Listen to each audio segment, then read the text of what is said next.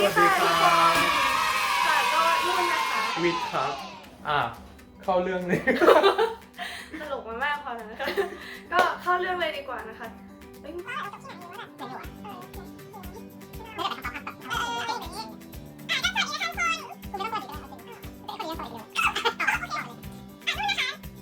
ช่วงโควิดที่ผ่านมาเนี้ยเราก็โดนเตะกลับมาจากประเทศอังกฤษก็มาอยู่ที่ไทยแล้วก็พอจะมีเวลาว่างบ้างก่อนที่เราจะสอบรู้สึกว่าโอเคเป็นโอกาสอันดีที่เราจะกลับมาร่วมโปรเจกต์อาวิทวันนี้เดี๋ยวเราจะมาทำอะไรบ้าง ใช่ครับก็คือจากการที่เราได้ไปเรียน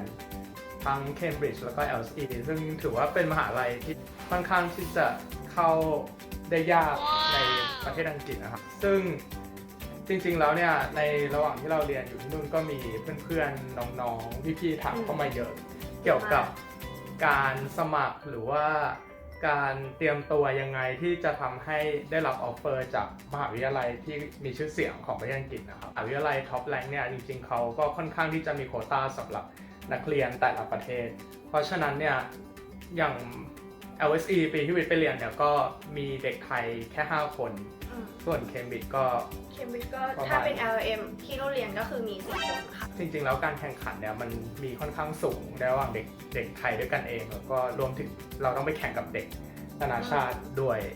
โอกาสที่เราจะแบบเข้าไปได้เนี่ยก็คือเราต้องเตรียมตัวให้ได้ดีที่สุดแล้วก็พร้อมที่สุดเรานำเอาประสบการณ์ต่างๆใน1ปีที่ผ่านมาจริงๆก็มากกว่า1ปีเนาะเพราะว่าเราก็เตรียมตัวหาข้อมูลต่างๆที่เราจะไปเรียนต่อก็เอาเป็นว่าประสบการณ์ทั้งหมดที่เรามีเพื่อที่เราจะไปเรียน LLM ที่ประเทศอังกฤษเนี่ยอยากจะมาแชร์ให้กับเพื่อนๆพี่ๆน้องๆทุกคนที่สนใจได้ศึกษากันนะคะโดยรูปแบบในการแชร์ของเราเนี่ยเราคิดว่าเราจะ offer น้องเหมือนเป็นแบบ consulting service ให้กับทุกๆคนก็คือจะมีอะไรบ้างคะก็หลักๆเลยก็เป็นการรีวิวด็อกิเมนต์ก็คือพวก SOP CV แอปพลิเคชันค่ะแล้วก็อย่างคือต้องบอกก่อนว่าของแต่ละมหาลัยเนี่ยมันไม่เหมือนกันนะคะเราก็เลยคิดว่า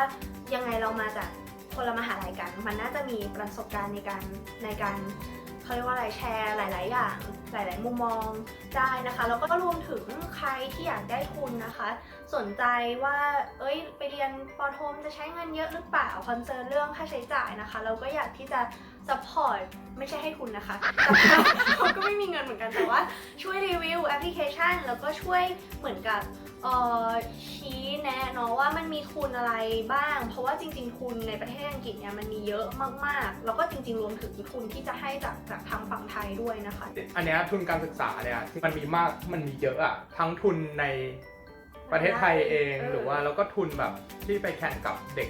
ต่างประเทศอย่างนุ่นนี่ก็ได้ทุนแบบของ Cambridge เลยใช่ไหมหรือว่าใช่มันก็จะเป็นอย่างทุนที่นุ่นได้เนี่ยก็คือเป็นทุนเป็น partial จาก Cambridge Plus ที่ประเทศอังกฤษครึ่งหนึ่งแล้วก็อีกครึ่งหนึ่งเนี่ยมาจากตัว Cambridge Foundation ของที่ไทยเองนะคะก็เป็นแบบเขาร่วมกัน support เราก็อยากให้รู้ว่ามันจริงๆมันมี opportunity ที่เยอะมากๆใช่อย่างของวิทย์เนี่ยคือพอดีจะไปเรียนต่อใบที่2แล้วก็พอดีโชคดีได้ทุนได้แล้วเหรอนั่นแหละแม่มันได้ทุนก่อนที่จะได้ไปเรียนอีกอะ British Council เนี่ยจะให้ทุนของเหมือนว่าจะให้โคกับมหาวิทยาลัยแต่ละมหาวิทยาลัยในประเทศอังกฤษเนี่ยแต่ว่าเหมือนเขาจะให้มหาลัยเป็นคนคัดเลือกแอปพลิเคชันซึ่ง1มหาลัยก็จะมีเด็กไทยได้แค่1คนเท่านั้นเก๋คือปีนั้นไม่มีใครสอนเลยค่ะมีคนเดียวแต่จะบอกว่าจริงๆแล้วเซอร์วิสที่เราจะให้นี่ก็คือเราจะทำเป็นลักษณะ tailor made ก็จะดูทั้ง qualification เบื้องต้นของน้องอาจจะไม่ใช่น้องเนาะอาจจะเป็นเพื่อนๆพี่ๆทุกคนด้วยนะคะจะดูqualification ของแต่ละคนแล้วก็ดู preference ของแต่ละคนด้วยว่าจริงๆแล้วเราอยากไปทำอะไรกันแน่หลังจากที่เรียนจบหรือว่าจริงๆแล้วเราโฟกัสที่อะไรโฟกัสที่กฎหมายด้านไหนเป็นพิเศษนะคะก็เราคิดว่าเราอยากจะช่วยตรงนั้นให้เป็นตัวของผู้สมัครแต่ละคนให้ได้มากที่สุดด้วยค่ะสำหรับคนที่อยากไปแล้วไม่รู้อะไรเลยเราก็สามารถที่จะแบบ provide service ให้ทั้งหมดตั้งแต่การเตรียมแอปพลิเคชันทุกอย่างจนรับสมัครแล้วก็จนถึงช่วงที่ได้รับออฟเฟอร์จากมหาวิทยาลัยใช่ค่ะก็เราจะจัดแพ็กเกจเป็นแพ็กเกจที่เทเลเมดสำหรับแต่ละคนน้องๆหรือผู้สมัครทุกคนสามารถจะเลือกได้เลยว่าอยากให้เราช่วยอะไรบ้าง ภายในเซสชันที่เรากำหนดนะคะก็เซอร์วิสแต่ละอย่างก็อาจจะมีค่าบริการที่แตกต่างกันไปเนาะแต่ว่าเราก็อยากจะรับรองยืนยันการันตีกับทุกๆคนว่าเซอร์วิสฟรีที่เราชาร์จเนี่ยไม่ได้แพงเลยแล้วก็เพราะว่าจริงๆแล้วเราอะเห็นว่ามันเป็นนิดของทุกๆคนเราเข้าใจว่าทุกวันนี้หลายๆคนก็ทำงานแล้วหรือว่าเรียนเนไปด้วยหรือว่า whatever ก็แล้วแต่ยิ่งมหาวิทยาลัยที่ไม่ได้มีเอเจนต์เนี่ยก็คือการหาข้อมูลเนี่ยค่อนข้างที่จะลำบากแล้วก็มันยากที่จะแบบถ้าไม่มีคนไกด์อ่ะมันก็ค่อนข้างที่จะยากแล้วก็เทคไทม์มากๆเพราะฉะนั้นเราเห็นว่าเราก็อยากจะใช้ประสบการณ์โดยตรงของเราเนี่ยให้เป็นประโยชน์มากที่สุดสำหรับทุกคนครับใช่แล้วก็บอกไว้ก่อนล่วงหน้าเลยว่าอย่างนุ่นมาจบจาก Cambridge แล้ววิทย์จบจาก LSE เนี่ยก็ไม่ได้แปลว่าเราจะ provide service แค่เฉพาะของ2มหาลัยนี้เท่านั้นนะคะก็เรามี connection ที่ค่อนข้าง broad เหมือนกันเพราะว่าจากการที่เราไปใช้ชีวิตอยู่ที่นู่นเนี่ยเราก็ได้ฟังได้ยินได้ประสบการณ์ตรงจากเพื่อนๆอีกหลายๆมหาวิทยาลัยเลยเราก็รู้สึกว่าจะมหาลัยก็อะไรก็แล้วแต่เนี่ยในประเทศอังกฤษเนี่ยลองมาคุยกับเราดูก่อนนะคะเราคิดว่าเราสามารถที่จะ offer ตรงนี้ให้ได้เหมือนกันค่ะอันนั้นเนี่ยที่วิทย์กับนุ่นพูดมาเมื่อกี้เนี่ยก็คือเป็น full service ที่เราคิดว่าเราอยากจะทำแต่ว่าก่อนที่เราจะไปถึงสเต็ปนั้นเนี่ยเราก็เห็นว่าเนาะตอนนี้มันใกล้ๆที่มหาลัยเขาจะเปิดรับสมัครใบสมัครของปีการศึกษาหน้าซึ่งก็คือปีอะไรนะ2022 แล้วเราก็เลยคิดว่าโอเคไอเรื่องเซอร์วิสทั้งหมดเนี่ยมันอาจจะใช้เวลานิดนึงเราก็เลยอยากจะจัดเป็น privilege ขึ้นมาเป็นแบบเป็นเขาเรียกว่าอะไรเป็นเหมือน small talk ให้กับน้องๆเพื่อนๆหรือพี่ๆที่สนใจนะคะก็ลองมาฟังเราพูดอะไรนิดหน่อยเกี่ยวกับว่าเรา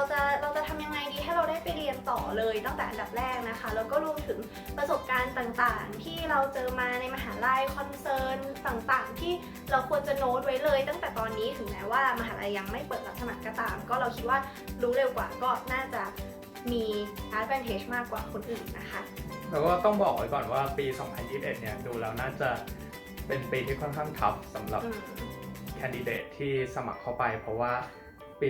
2020 ที่กำลังจะถึงนี่ก็คือได้ข่าวว่ามีคนที่แบบดีเฟอร์เยอะมากเพราะฉะนั้นที่ว่างที่เหลือในมหาลัยอาจจะมีไม่มาก เพราะฉะนั้นถ้าเราเตรียมตัวดีหรือว่าเรารู้ว่ามหาลัยต้องการอะไรเราก็น่าจะมีโอกาสที่จะได้เป็นหนึ่งในนักเรียนของมหาลัยนะครับค่ะก็อยากจะฝากทอล์กนี้ไว้กับทุกคนนะคะเราคิดว่าเราจะจัดทอล์กนี้เนี่ยในอีก1 วีคข้างหน้าก็คือวันเวลาต่างๆแล้วก็จำนวนคนที่เราจะรับรวมถึงวิธีการสมัครเข้ามาเนี่ยก็เดี๋ยวเราจะโพสต์ไว้ใต้โพสต์นี้นะคะก็เข้าไปดูรายละเอียดกันได้นะคะถ้าสนใจค่ะก็อย่าลืมมาลงชื่อแล้วก็คอมพลีทขั้นตอนต่างๆที่เรากำหนดไว้ใต้โพสต์นี้นะคะแล้วก็อยากจะแนะนำเพื่อนๆพี่ๆน้องๆทุกคนเยอะๆก็อยากให้ทุกคนมาร่วมจอยทอล์กกันนะคะก็หวังว่าจะเจอกันในอีก1 อาทิตย์ข้างหน้านะคะก็เราก็เท่านี้ครับเจอกันในทอล์กนะคะค่ะสวัสดีค่ะบ๊ายบาย